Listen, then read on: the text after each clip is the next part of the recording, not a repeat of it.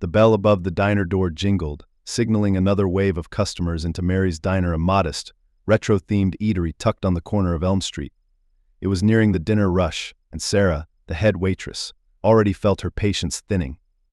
Balancing a tray of coffee cups in one hand and her notepad in the other, she weaved through the crowded tables, dodging chatter and the occasional elbow. At a corner booth, Anthony Cooper hunched over a weathered textbook. His clothes were tidy but plain jeans that had seen better days and a second-hand hoodie that hung loosely on his wiry frame. His bag sat beside him, stuffed to the brim with papers and notebooks. Every so often he looked up from his reading, his eyes darting to the laminated menu on the table. A faint growl of his stomach betrayed his reluctance to spend more than he had. Anthony folded his hands and stared at the menu. The pie. It was calling to him. But his wallet said otherwise. He was down to his last $20 until his campus job paycheck arrived, and even then, most of that was already earmarked for rent and books. Sarah breezed past his table, barely glancing at him. "Ready to order?" She asked flatly, not slowing down. Yeah, Anthony replied hesitantly. "I'll just take the grilled cheese and water." "Grilled cheese." "Got it," Sarah repeated, jotting it down with a quick, dismissive stroke of her pen. She hesitated for a moment, then looked back at him. "Anything else?" Anthony paused, glancing again at the menu. He thought of the pecan pie listed under desserts. It was a favorite of his late mother's, something they used to share on rare nights out. It had been weeks since he'd treated himself to anything beyond the essentials. He hesitated, calculating the impact of adding a slice to his bill. Actually, he started, his voice wavering. "How much is the pie, again?" Sarah let out a small sigh, the kind she reserved for indecisive customers. "It's $4.50, she said, her tone clipped. "Plus tax." Anthony's shoulders sank slightly. "Okay, never mind," he muttered, giving her a polite smile. "Just the sandwich, thanks." Sarah lingered for a second longer than necessary, her eyes flicking over him with a look that wasn't quite disdain, but close enough. "Good call," she said under her breath, as she turned away, her voice just loud enough for him to hear. "You've got to save those pennies." Anthony froze, the comment hitting him harder than expected. He didn't know whether to brush it off or respond. It wasn't the first time he'd felt looked down upon, but something about the way she said it, so casual and matter-of-fact, left a bitter taste in his mouth. At the counter, Sarah placed the order slip with a little more force than necessary, venting her frustration silently. It wasn't personal. It never was. This was her fourth double shift of the week, and the bills at home weren't going to pay themselves. Still, there was a part of her that didn't entirely buy his act. A broke college kid sitting there nursing a water and grilled cheese. It was probably just another local with a sob story. She'd seen it a dozen times before.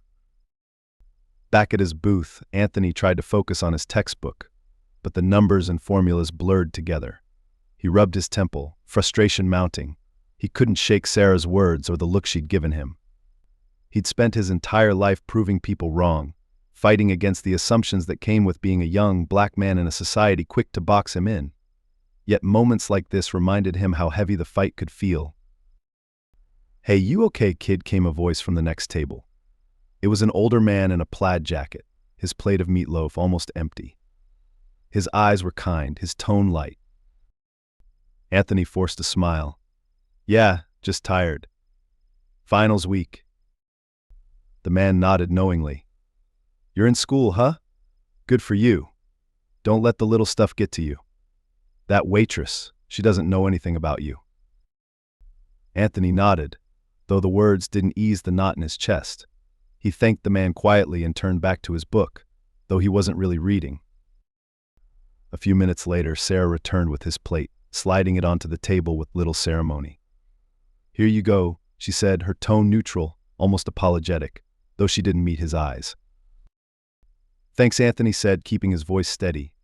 He didn't look up either. As Sarah moved to the next table, the bell above the door jingled again. This time, the energy in the room shifted noticeably. People turned their heads, whispers rippling across the diner like a sudden breeze. Anthony glanced up, curious, just in time to see a group of sharply dressed people enter.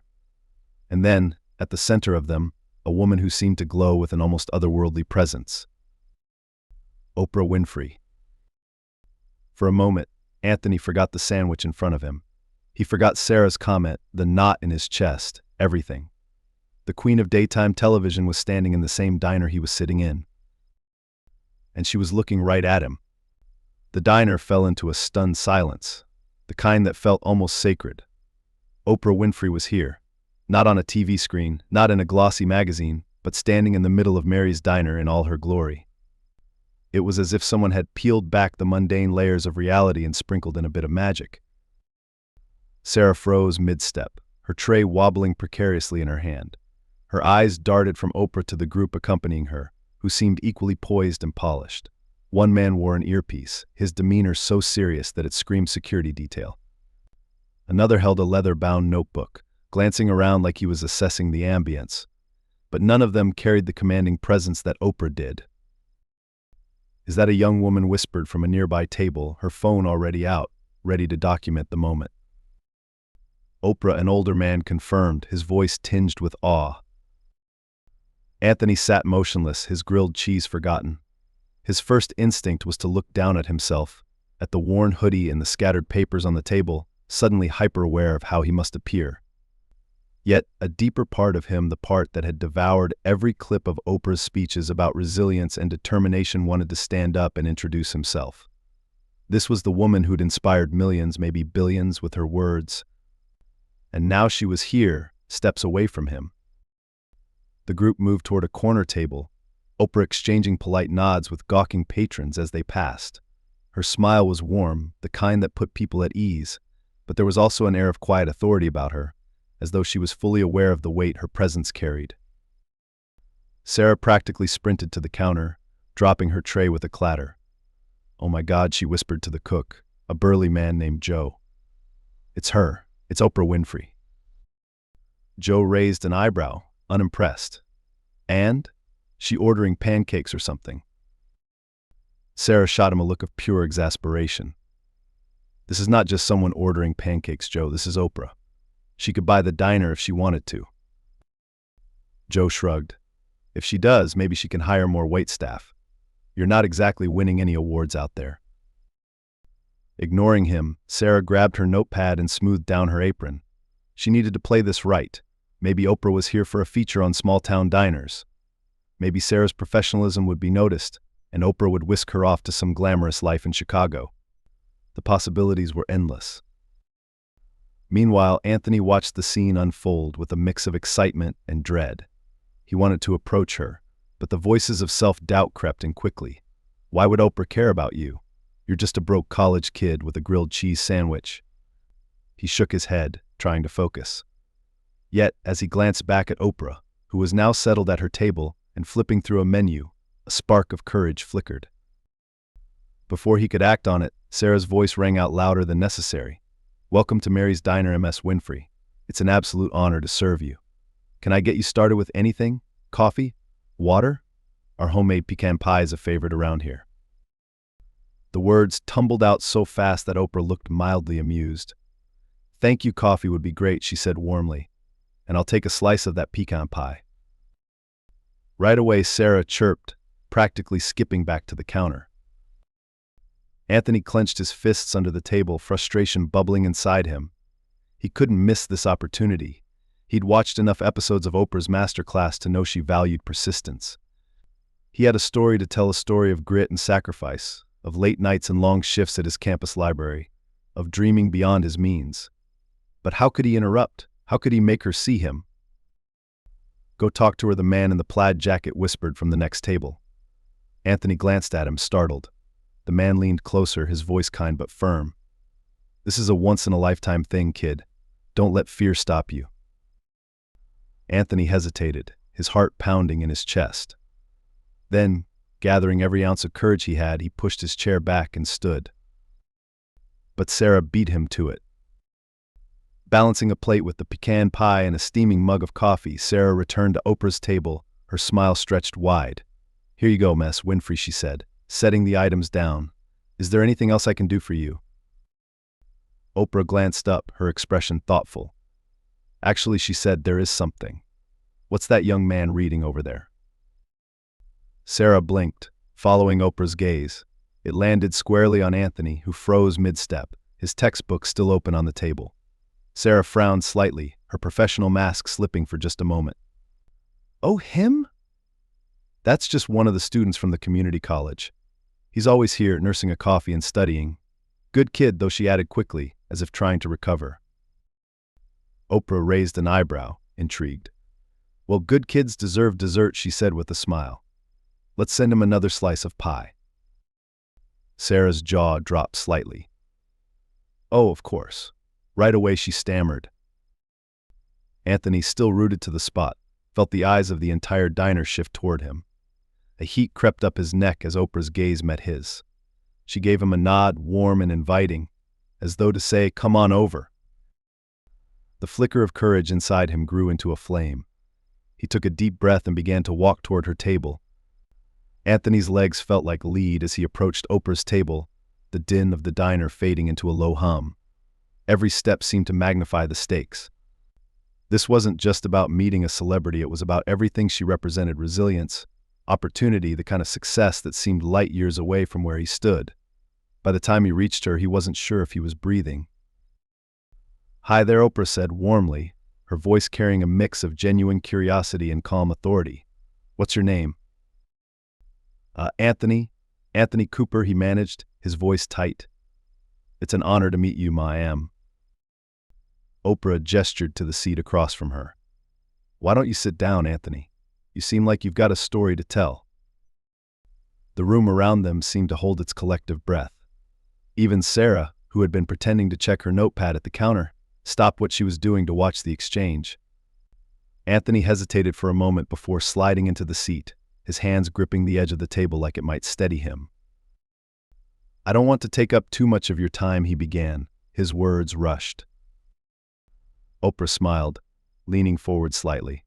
Honey, I wouldn't have invited you over if I didn't want to hear what you had to say. Take your time.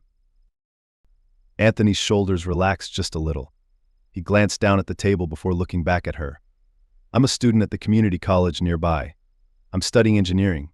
It's been tough, he admitted. I work part-time on campus, and I'm just trying to get by. Honestly, I wasn't even sure I'd make it through this semester.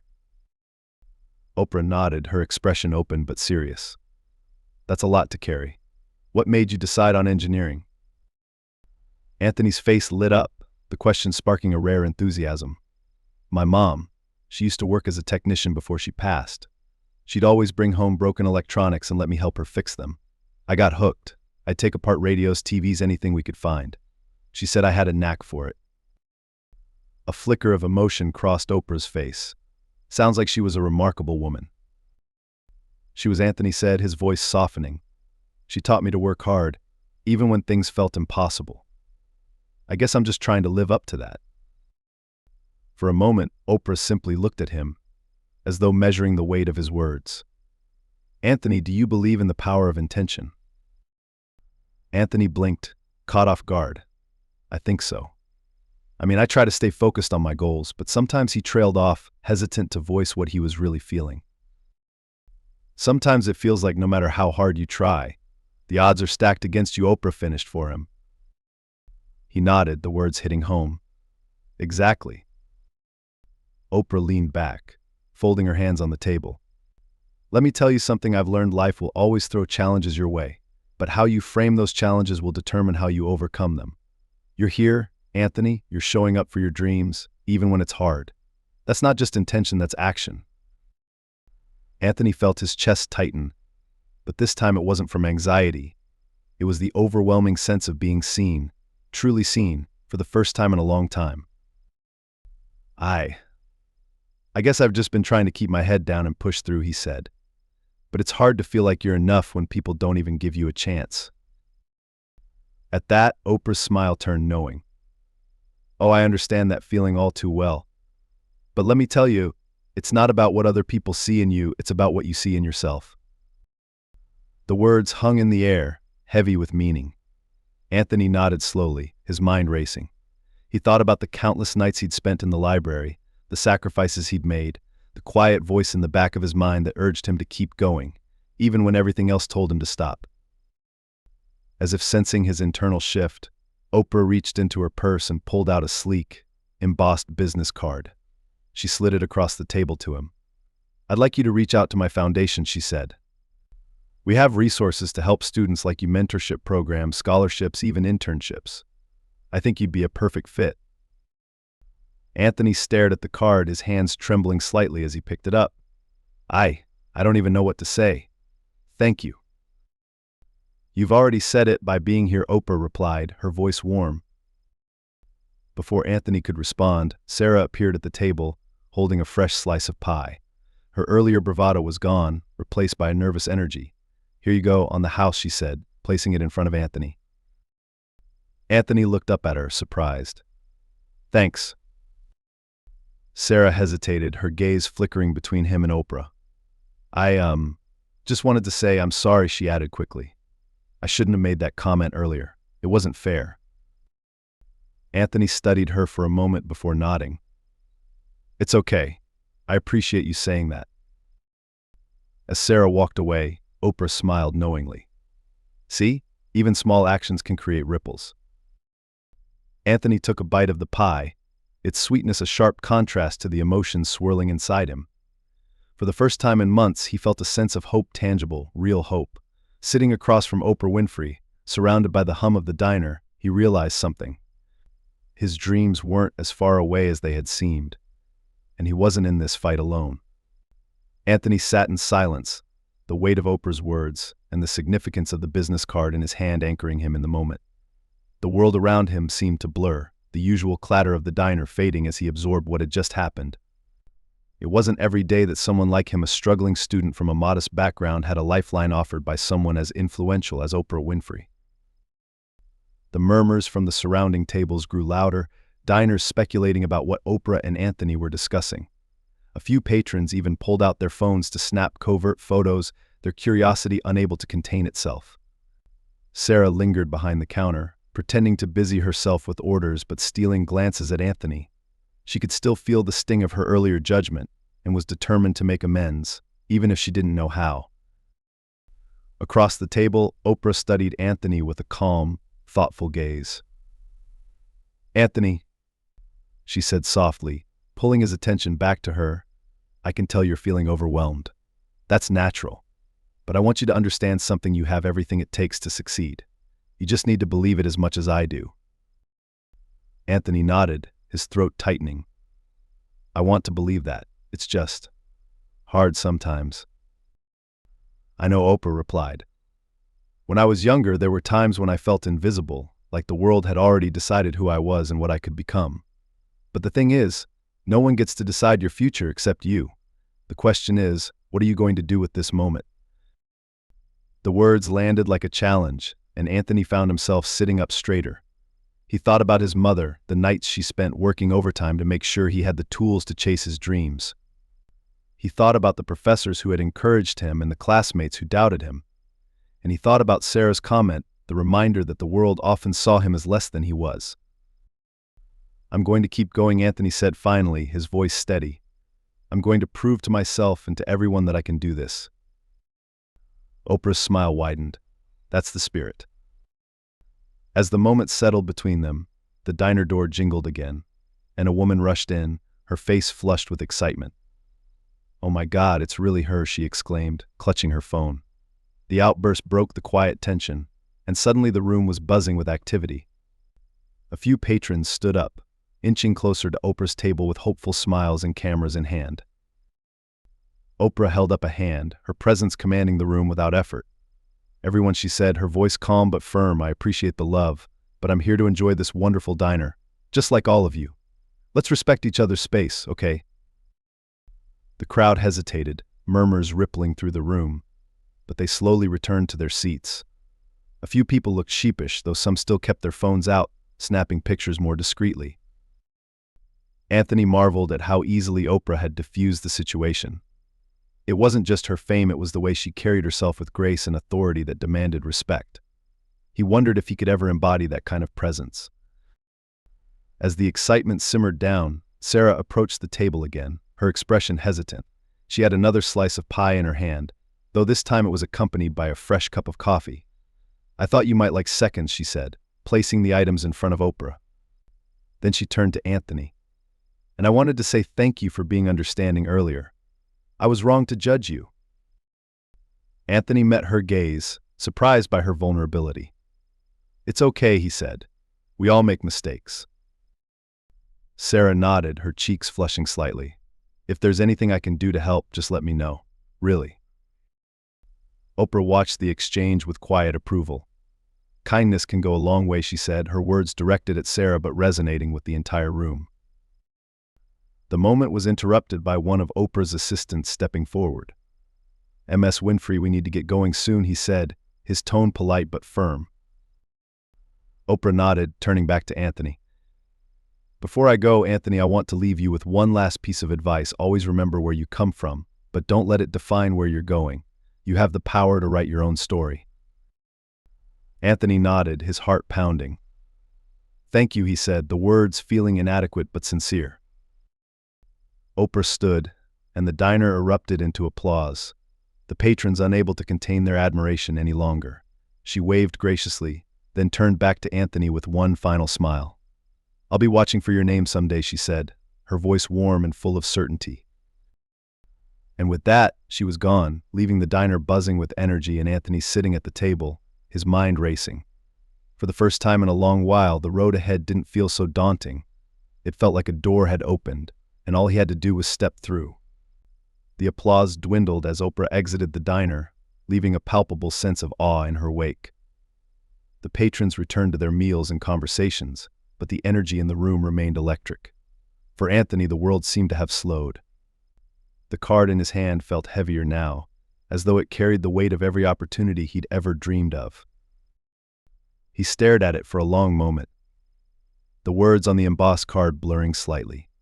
His hands shook not with fear, but with a mixture of exhilaration and disbelief. A chance like this didn't just fall into people's laps. Yet here it was, handed to him by Oprah Winfrey herself.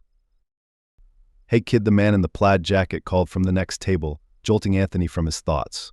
"What are you waiting for? Call that number. Don't let this chance slip by." Anthony nodded, though the man's words barely registered.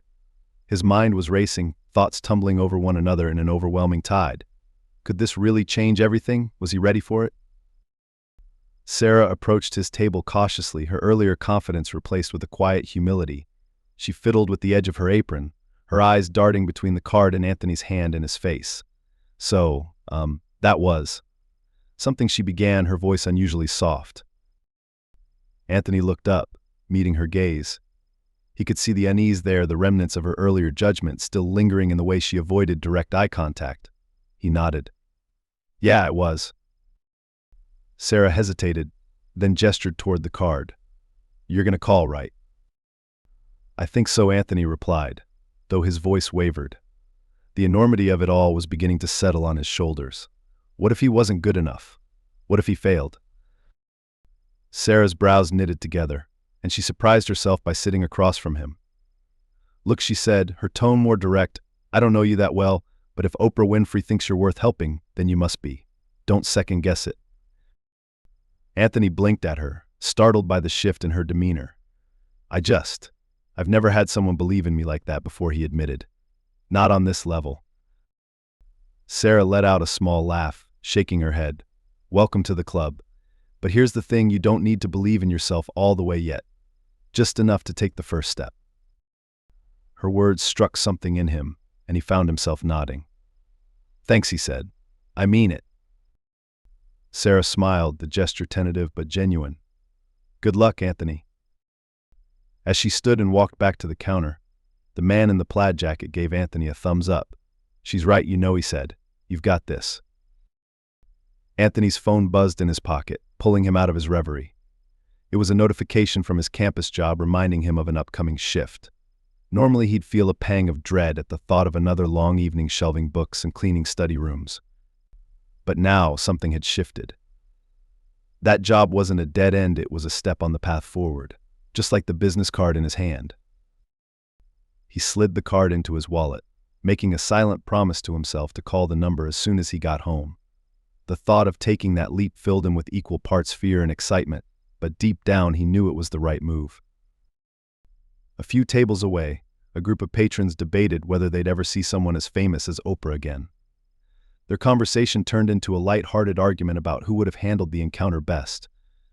Anthony caught snippets of their banter, a small smile tugging at the corners of his mouth. For once, he didn't feel like a spectator in his own life. He felt like the main character. As the diner began to clear out, Sarah found herself wiping down tables with a renewed energy. She caught Anthony's eye and gave him a small wave. He waved back, a silent truce passing between them. It wasn't a grand gesture, but it was enough to acknowledge the shift in their dynamic. When Anthony finally gathered his things to leave, he paused at the door, glancing back at the diner. It looked the same as it had when he walked in: faded vinyl booths, fluorescent lights, a jukebox in the corner, but it didn't feel the same. Something had changed, not just in the atmosphere but in himself. As he stepped outside, the cool evening air hit his face, carrying with it the distant sounds of the city. He pulled his hoodie tighter and started walking toward the bus stop. His mind replayed Oprah's words over and over: "You have the power to write your own story." Anthony smiled to himself, the weight of the business card still pressing against his chest. For the first time in years, the path ahead didn't seem so daunting. It wasn't going to be easy, he knew that much. But it was his path, and he was ready to take the next step. Anthony stepped off the bus and into the quiet streets of his neighborhood. The glow of streetlights cast long shadows across the cracked sidewalks, but tonight the familiar sights didn't feel as heavy. His heart felt lighter, his steps quicker. For once, the weight of uncertainty wasn't dragging him down. The business card in his pocket felt almost like a talisman, a tangible reminder that his life could change if he had the courage to take action. Reaching his apartment, Anthony climbed the creaky stairs two at a time. Inside, the space was small and sparse: a beaten-up couch, a wobbly kitchen table, and shelves overflowing with books. It wasn't much, but it was his. He dropped his bag by the door and pulled out the card, holding it up to the light. The embossed letters of Oprah's foundation glimmered faintly, as if daring him to make the call. He took a deep breath and pulled out his phone. His fingers hovered over the keypad, hesitation creeping back in. What if I'm not what they're looking for? The question buzzed in his mind, persistent and nagging. Then Oprah's voice echoed in his memory: "You're showing up for your dreams, even when it's hard. That's action." Before he could second-guess himself, he dialed the number. The line rang twice before a warm, professional voice answered. "Oprah Winfrey Foundation. How can I help you?" Anthony swallowed hard. "Hi, my name is Anthony Cooper. I met Ms. Winfrey earlier today and she gave me this number. She said I should reach out." The woman's tone brightened immediately. "Oh, Mr. Cooper. Yes, we've been expecting your call. Ms. Winfrey mentioned you earlier. Let me connect you with one of our program coordinators." Anthony's chest tightened with a mix of shock and excitement. She remembered me? The line clicked, and a second voice greeted him: a man named Marcus, who explained the Foundation's programs in detail. Scholarships, mentorships, networking opportunities. Each word felt like another door opening, the possibilities almost too much to comprehend. By the end of the call, Anthony had signed up for a mentorship program and secured an application for a scholarship tailored to students in STEM fields. As he hung up, he stared at his phone in disbelief. It felt surreal, as though the day's events were part of someone else's story. But it wasn't someone else's story, it was his. The next day, Anthony walked onto campus with a new sense of purpose. The crowded hallways, the chatter of students, even the familiar smell of stale coffee from the library, all of it seemed different. He wasn't just going through the motions anymore. He was moving towards something bigger. He stopped by the library where he worked part-time, shelving books with a focus he hadn't felt in weeks. When his coworker, a fellow student named Miguel, noticed the change, he couldn't help but comment. "Man, you're glowing or something," Miguel teased, grinning. "What happened? Win the lottery?" "Better," Anthony replied with a smile. "I met Oprah." Miguel's laughter turned into a surprised cough. "Wait, what? Like Oprah?" Anthony nodded, enjoying Miguel's astonished expression. "Yeah, long story. But she basically gave me a chance to change my life. Miguel whistled low. Man, some people get all the luck. Anthony shook his head. It's not just luck. It's about being ready when the opportunity comes. As he returned to his work, the words felt truer with every passing moment. Oprah had given him a spark, but it was up to him to turn it into a flame. Later that evening, Anthony decided to visit Mary's diner one last time. He felt a pull to the place, not out of habit, but gratitude. It was where everything had started. When he walked in, Sarah was wiping down a table near the window. She glanced up, her face brightening with a smile that held no trace of the judgment he'd seen before. "Hey, Anthony, back so soon." "I just wanted to say thanks," he said, sliding into his usual booth. "For the pie. And, well, everything." Sarah chuckled, setting down her rag. "You're thanking me? I should be thanking you. That whole Oprah thing, it woke me up a little. Made me realize I need to give people a fairer shot." Anthony nodded, appreciating her sincerity. "We're all just trying to figure it out," he said. "But for what it's worth, I think you're doing fine." As Sarah walked back to the counter, Anthony noticed a young boy at a nearby table struggling with a math workbook. The boy's mother, a waitress on break, sat beside him, her face weary as she tried to help. Anthony leaned over. "Need a hand?" The boy looked up, hesitant but nodded. Anthony slid into the seat beside him, scanning the problem. It was basic algebra, something he could do in his sleep. As he guided the boy through the solution, he felt a familiar sense of purpose. Helping others felt natural, like something he was meant to do. When the boy finally understood, his face lit up with pride. "Thanks, mister." "No problem," Anthony replied, his heart swelling. As Anthony walked home that night, the cool air carried the promise of change. He thought of Oprah's words, Sarah's apology, and the boy's smile. Each moment was a thread in the tapestry of his life, weaving together into something stronger and brighter than he could have imagined. He didn't have all the answers, but he didn't need them. For the first time, he felt certain of one thing: his story was just beginning, and it was going to be extraordinary.